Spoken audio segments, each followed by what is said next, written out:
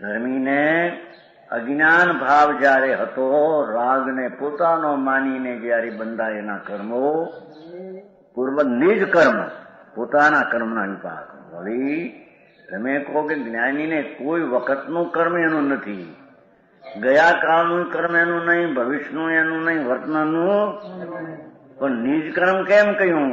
કોઈ એને અજ્ઞાન ભાવે બાંધેલું હતું તે એનામાં છે, એથી એને નિજ કર્મ કહેવામાં. એમ કોઈનું કર્મ નથી, પણ એ અજ્ઞાન ભાવે બાંધેલું એનું એક પરમાણુ કર્મ પડ્યા હતા પૂર્વ ભાવે. પૂર્વ ભાવથી અજ્ઞાન ભાવમાં ભાન થયું જ્યારથી સમ્યક દર્શનનું, એના પહેલા અજ્ઞાન ભાવના કારણે કર્મ જે બંધાયેલા પોતાના કર્મના વિપાકને લીધે જ્ઞાનીને યદિ ઉદ્ભવ ભવતી તદ્ભવતું, એ જ્ઞાનીને ઉદ્ભવ હોય તો હો લો. બહારના સંયોગો પૂર્વના કર્મને લઈને મળે. પૂર્વનું પુણ્ય અઘાતીનું એવું બંધાયું હોય એને લઈને સામગ્રી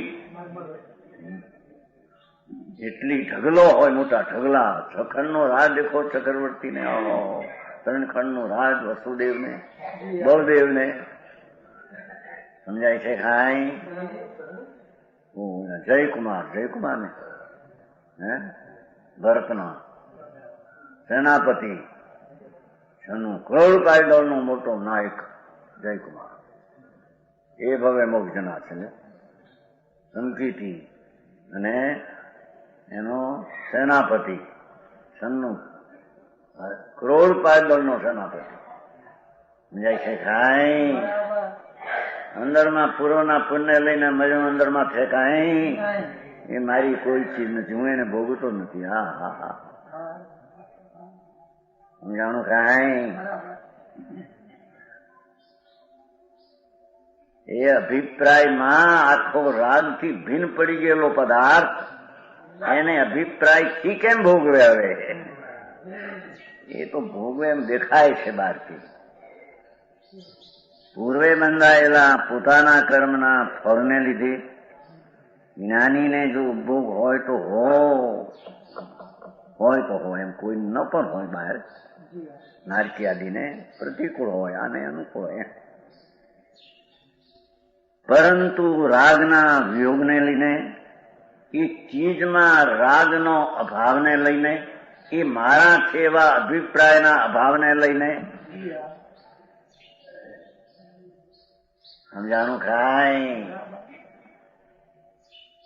હા ભાઈ, આવી સામગ્રી અને કે છે કે ભોગવે તો કે રાગનો વિયોગ છે, રાગનો હેયપણું છે, ત્યાં આદરણી છે. એ કોઈ ચીજ પ્રત્યે રાગની વિયોગ બુદ્ધિ છે એમ કે છે. રાગનો અભાવ છે ત્યાં, કોઈ ચીજ પ્રત્યે એને રાગનો ભાવ. એ સ્ત્રી હો, 6,000 ઇન્દ્રાણી હો, કરોડો સ્વર્ગના સુધર્મ દેવલોકને સંકીતી છે. પેલા દેવલોકોનો દેવ ઇન્દ્ર છે, સક્રેન્દ્ર, અને એની રાણી સચી, બે એક અવતારી છે, સંકીતી છે, સુધર્મ દેવલોક. સમજાણું કાંઈ? અને એ રાણીઓ કરોડો અપસરાઓના વિક્રી પણ કરે. સમજાણું? એવી તો એક ભવમાં કેટલી હોય એને, કારણ એનું આયુષ 2 સાગરનું છે, 2 સાગરો પણ, અને ઓલાનું અમુક પલ્લું પણ નતું. એવી કઈક મરીને જાય, કેટલી અબજો થાય. સમજાણું કાંઈ? અરે ઇન્દ્રનું 2 સાગરનું આયુષ, એક સાગરમાં 10 કરોડા કરોડી પલ્લું પણ જાય, અને ઓલાનું 9 પલ્લું પણ આયુષ્ય નહીં, પણ એ 9નું છે સાધારણ ગુણ, સાધારણ પંચાવન બીજી ગુણ કે એવી 9 પેલું પણ 10 કરોડા કોડી પેલું કોને કે? એમાંથી કેટલી મરી જાય નવી થાય.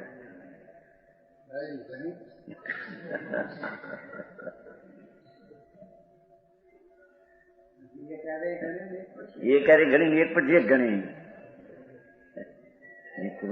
કરે ને પછી આયુષ તો બહુ થોડું, 9 પલ્લુ ઓલાનો તો 10 કરોડા કરોડી પલ્લુ પમનો એક સાગર પમ, 10 કરોડા કરોડી બોલે તો એક નવ પલ્લુપમની સ્થિતિ છે દેવીની. તો સમજાણું કાંઈ એકલી ઓલાનું તો એક સાગરમાં 10 કરોડા કરોડી પલ્યોપમ, એક પલ્યું નહીં, બે નહીં, લાખ કરોડ નહીં, કરોડ કરોડ નહીં, 10 કરોડા કરોડી પલ્યોપમ ગુણે એવા 2 સાગરની સ્થિતિ સકરેન્દર અત્યારે છે. સુધર્મા દેવ લોકનો ઇન્દ્ર વર્તમાન બિરાજે છે, ભગવાનના સમોષણમાં જાય છે, એટલી છે ક્ષાય સંતિતિ છે. ત્યાંથી નીકળીને મનુષ્ય ભવને મોક્ષ જવાના છે. ભાવ એક જ છે હવે છેલ્લો મનુષ્યનો. પણ તો નથી તો અહીં વાત કરે છે. રાગનો વિયોગ વર્તે છે, રાગનો ત્યાં અભાવ વર્તે છે. એ વિઠ્ઠલભાઈ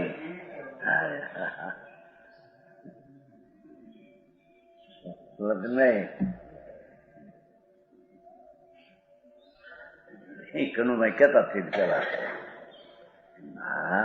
મેં તો એ ગોદડે હોઈએ તો કે અમને અજ્ઞાન કે અજ્ઞાની તમે કહો. ઓલો 3 વાળા ગોડલા રેશમના એના પર કુએ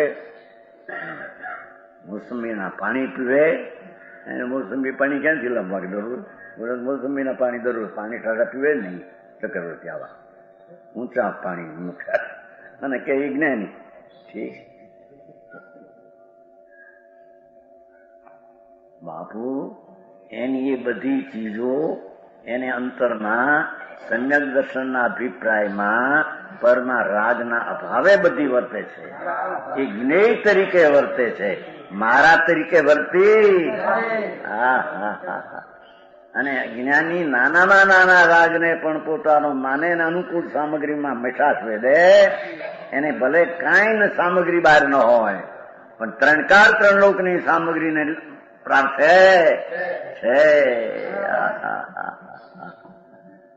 એવી વાત છે. પણ હવે એ વાત સમજાય છે. લોકોના અભિપ્રાયની અંદર પરિણામની જાત શું કામ કરે છે એની એને ખબર નથી.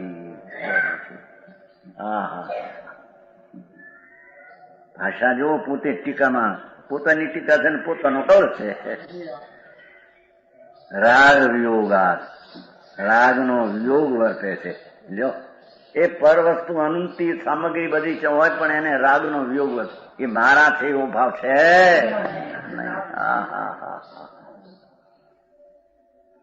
ઠીક ઠીક ઘણી મળી માટે એમ છે. અરે જગતની ચીજ છે, હું તો આત્મા છું. એ ચીજો પર છે, હું તો તેનો તે કાળે જ્ઞેય તરીકે જાણનાર, એ જ્ઞેય તરીકે જાણનાર છું, મારી તરીકે માનનાર. આવા અંતરના અભિપ્રાયના ફળને જ્ઞાની જાણે નહીં. જાણું કાંઈ ખરેખર તે ઉદ્ભવ પરિગ્રહ ભાવને શું કીધું? રાગના અભાવને લઈને, એટલે મારાપણાના ભાવના અભાવપણાને લીધે મારાપણા રૂપ તે પરિગ્રહ ભાવને પામતો નથી. સમજાણું કાંઈ?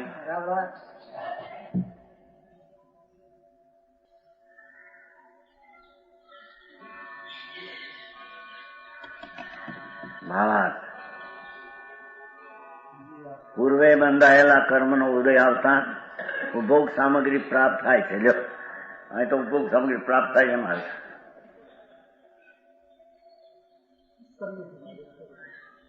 ના હું તો કર્મના ઉદય આવતા બહાર સામગ્રી પ્રાપ્ત થાય છે.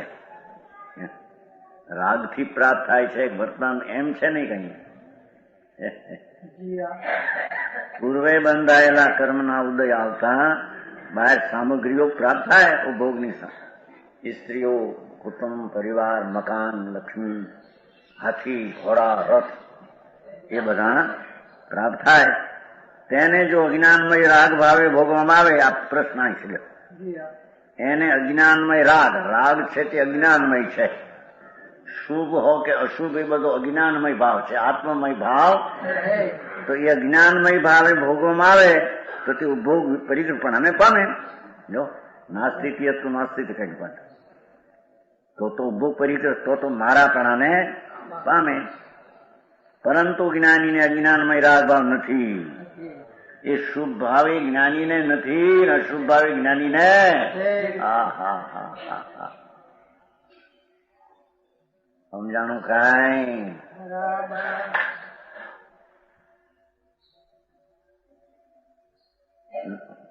એ જાણે છે કે જે પૂર્વે બાંધ્યું હતું એ ઉદયમાં આવી ગયું ને છૂટી ગયું ખરી ગયું. રાગ ભાવ પૂર્વના રાગ ભાવથી જે કર્મ બંધાણું હતું એ ઉદય આવીને ખરી જાય. સંયોગ આપીને છૂટી જાય, સંયોગ આપીને છૂટી જાય, સંયોગ આપીને છૂટી, મારા પણ આપીને છૂટી જાય એમ છે નહીં. પૂર્વે બાંધ્યું હતું, ઉદય આવીને છૂટી ગયું.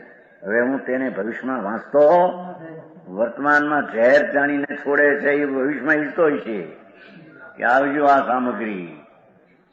સમજાનું કાંઈ? રોગને મટાડવાની સામગ્રી ભેગી કરતો હોય ને ભવિષ્યમાં વાંચતો હોય છે કે આવી સામગ્રી ભેગા કરું એવું મને રોગ રહેજો અને સામગ્રી ભેગું કરું એવા ભાવ પણ મને આવજો એમ હશે. ભવિષ્યમાં વાંચતો નથી. આ રીતે જ્ઞાનીને રાગરૂપ ઈચ્છા નથી. અહીં તો ઈચ્છા જ નથી માત્ર. હા ઈચ્છા તો અજ્ઞાન ભાવ છે. ધર્મીને જ્ઞાનમય ભાવ સિવાય જ્ઞાનમય ભાવ હોતો નથી. ભારે કામ. વસ્તુ સ્થિતિ આવી છે. વસ્તુ જ આમ છે ત્યાં પછી પ્રશ્ન શું? વસ્તુ પોતે વિકલ્પની વિનાની ચીજ છે. નિર્વિકલ્પ જ્ઞાનાનંદ અખંડાનંદ પ્રભુ આત્મા છે. હવે એની જ્યાં અભિપ્રાયમાં જેને પકડ્યો હવે કઈ રહ્યું નહીં એમાં થઈ પદ પરિગ્રહ છે નહીં. એને એક વાર મૂક્યો હતો નિર્વિકલ્પ ભગવાને દ્રષ્ટિમાંથી એક વાર મૂક્યો હતો ત્યારે વિકલ્પને પકડતો ત્યારે આખી દુનિયાને પકડી જાય એને. સમજાણું કાંઈ? દુનિયાનો જાણનારને છોડી દીધો, નથી જાણતા તેને પકડ્યો. સમજાણું કાંઈ? એમ અનાદિથી કરતો આવે છે જ્ઞાની. અને એ પોતે માને ને કેટલીક વાર તો કે મેં ઘણું એ ન્યાય સેવતો હતો મીઠા અને માને કે મેં કઈ કરીએ છીએ. ધૂળે કરતો ને અજ્ઞાનને સેવતો હોય. સમજાણું કાંઈ? આ રીતે જ્ઞાનીને રાગરૂપ ઈચ્છા નથી. તેથી તેનો ભોગ પરિગ્રહપણાને પામતો મારાપણાનો ભાવ નથી. તેથી તે ચીજ પરિગ્રહપણાને પામતી એમ નથી. સમજાણું કાંઈ? તથાપિ કહાનવાણીના અંકાયે મૂલ્યના કદી. તથાપિ માતવાણીના અંકાયે મૂલ્યના કદી. પરમ કૃપાળુ પૂજ્ય સદગુરુ દેવનો જય હો. પ્રસામૂર્તિ પૂજ્ય ભગવતી માતનો જય હો. જીનવાણી માતનો જય હો. પરમિત્રા દિગંબર જૈન ધર્મનો જય હો.